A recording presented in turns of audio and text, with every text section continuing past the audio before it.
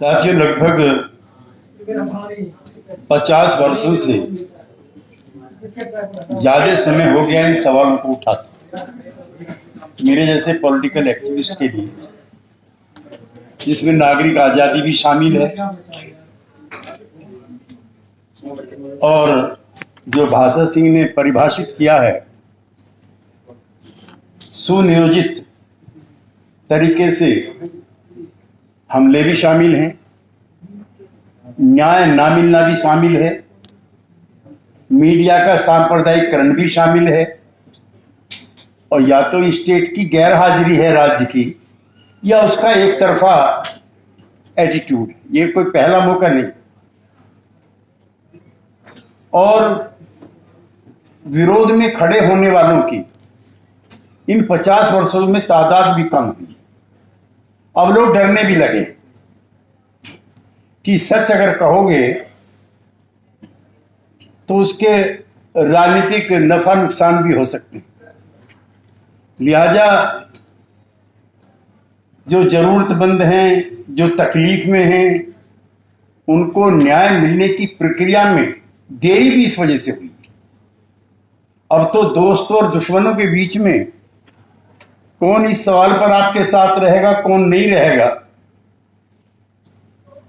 वो भी बहुत बड़ा सवाल बन करके खड़ा हो गया। मुझको दर्जनों बार दंगा पीड़ित इलाकों में जाने का मौका मिला है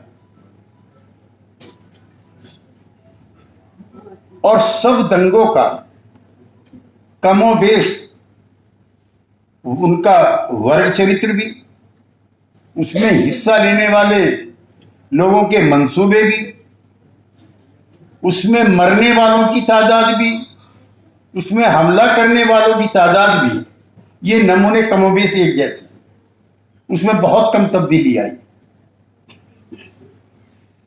सरकारें किसी की हो,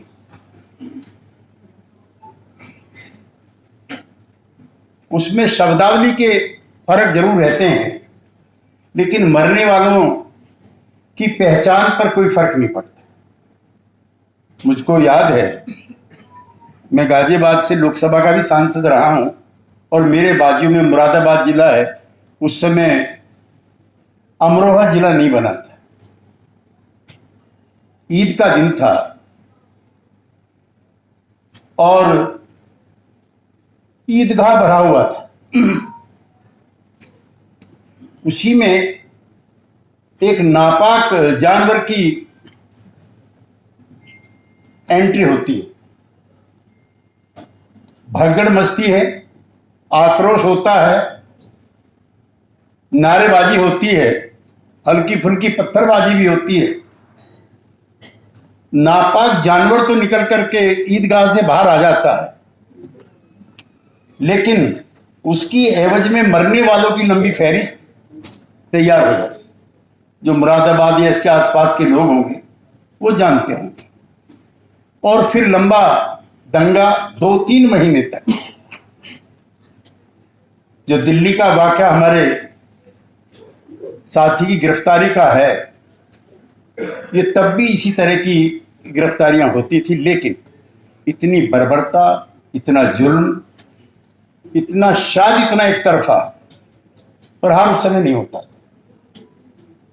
दिखाने के लिए दोनों तरफ के तथाकथित सांप्रदायिक लोगों को गिरफ्तार किया जाता।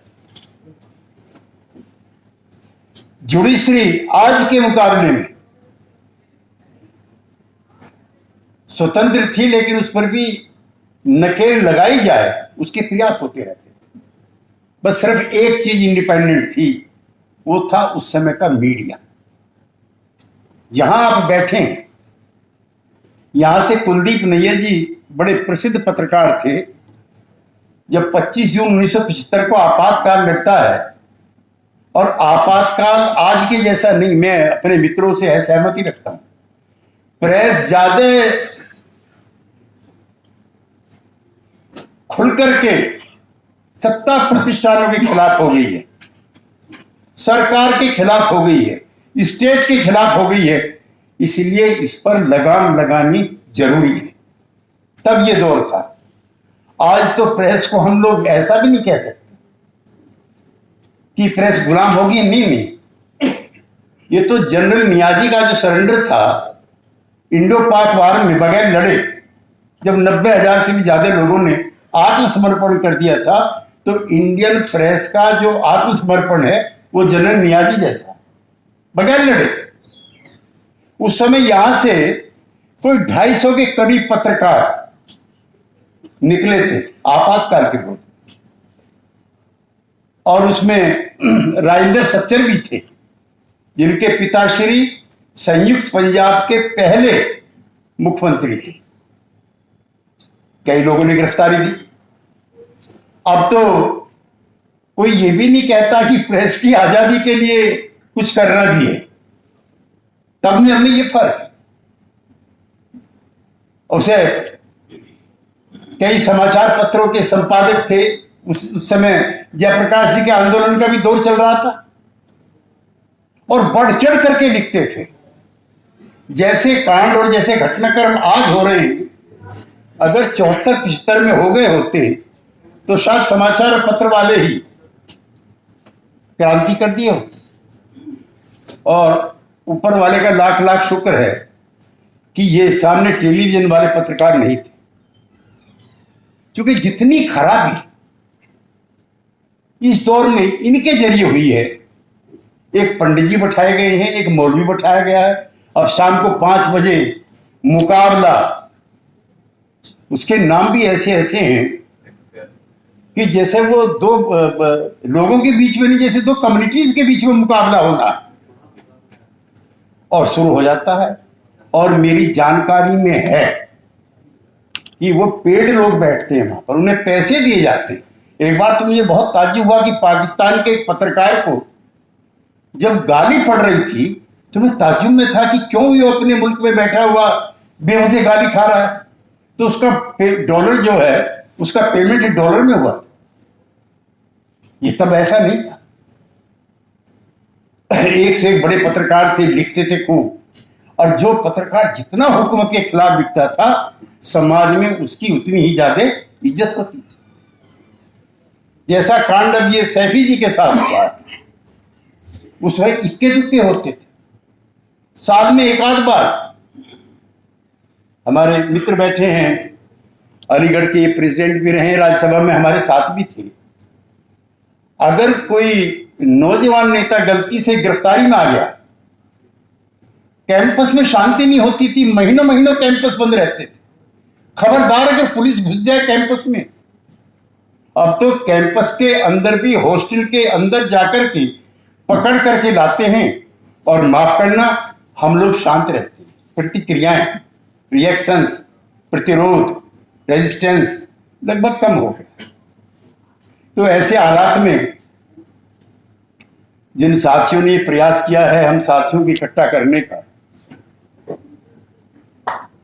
हम उनका समर्थन भी करते हैं, उनको धन्यवाद भी देते हैं। लेकिन जितना हम एक्सप्रेस कर रहे हैं, स्थिति उससे ज्यादा खराब। और 1947 में मैं बहुत जिम्मेदारी के साथ कहना चाहता हूं, ऐसा माहौल नहीं था जैसा आज है। मैं पश्चिम यूपी का रहने वाला हूं। मुस्लिम लीग का सबसे बड़ा गढ़ यही था, जितने भी नवाब थे सब मुस्लिम लीग के समर्थक, चाहे छतारी का हो चाहे कहीं और का भी।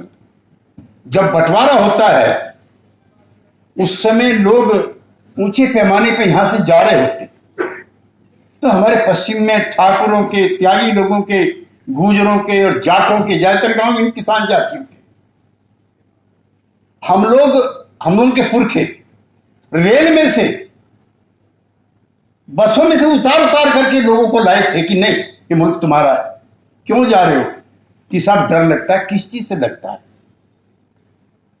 तो पाकिस्तान के जो सपने दिखाए थे जिन्होंने, एक तो उसके लिए कुछ उनका मन रहा होगा, दूसरा बड़ी वजह जाने की यहां पर उनके जो सवाल हैं वो अनआंसर्ड होंगे, ये भी एक बड़ा सवाल है। लेकिन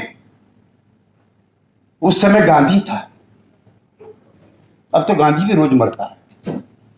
परसों मेवात में 2 लड़के नहीं मरे, इंडियन कॉन्स्टिट्यूशन मरा था। महात्मा गांधी की हत्या हुई थी। गांधी जी के कहने पर ही मौलाना अब्दुल कलाम आजाद ने लौटने के लिए जब फरियाद की थी तो बागा बॉर्डर से लाखों मुसलमान लौट करके आ गए थे कि इस मुल्क में वो आजादी के साथ रहेंगे और कोई भेदभाव नहीं होगा। लेकिन आज गांधी भी नहीं है। गांधी को तो रोज ही मारा जाता, दिन में कई कई बार। संविधान सबसे ज्यादा खतरे में है। 2 हमारे एक्सपर्ट तो हैं, कुर्सी साहब और अदीब साहब, जो कानून के विशेषज्ञ हैं।